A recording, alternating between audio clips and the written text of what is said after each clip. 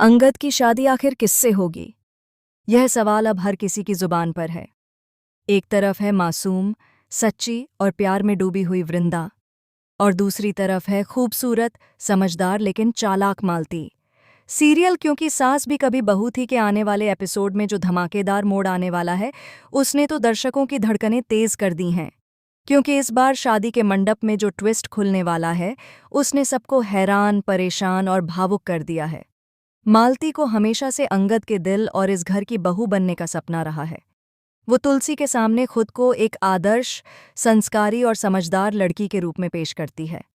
वो तुलसी की हर बात मानती है, घर के काम करती है और सबका दिल जीतने की कोशिश करती है। लेकिन उसके मन में कुछ और ही चल रहा है। मालती का असली मकसद सिर्फ और सिर्फ अंगद को पाने का है, चाहे इसके लिए उसे कितनी भी चालें क्यों न चलनी पड़ें। वो वृंदा की सादगी से जलती है, उसके प्यार से नफरत करती है और धीरे धीरे उसके खिलाफ जाल बुनती जा रही है। दूसरी ओर अंगद और वृंदा का रिश्ता सच्चे और गहरे प्यार पर टिका है।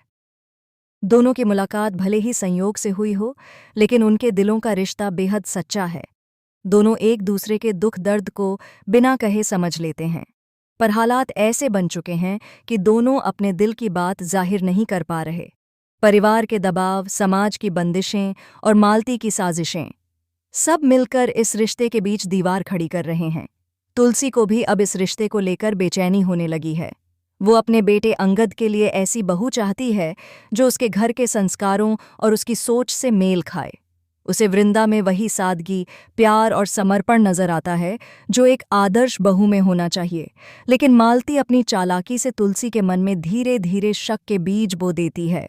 वो ऐसी परिस्थितियां बनाती है कि तुलसी को लगने लगता है शायद वृंदा इस घर के लायक नहीं। फिर आता है वह दिन जिसका सबको बेसब्री से इंतजार था, अंगद की शादी का दिन। घर में खुशियों का माहौल है, चारों तरफ रोशनी है, फूलों की महक है और हर कोई झूम रहा है। तुलसी भावुक होकर कहती है, आज मेरा बेटा अपने जीवन का सबसे सुंदर कदम उठाने जा रहा है। सबको लगता है कि अंगद और वृंदा की जोड़ी बनकर एक नई कहानी शुरू होगी, लेकिन किस्मत को शायद कुछ और ही मंजूर था। जब बारात आती है, ढोल नगाड़े बजते हैं और मंडप में दुल्हन बैठाई जाती है, सबको लगता है वो वृंदा है। घूंघट में छिपा चेहरा सबकी उम्मीदों का प्रतीक बन जाता है। लेकिन जैसे ही फेरे शुरू होते हैं, कैमरा धीरे धीरे उस चेहरे की ओर जाता है और सबकी सांसें थम जाती हैं। वह वृंदा नहीं बल्कि मालती होती है।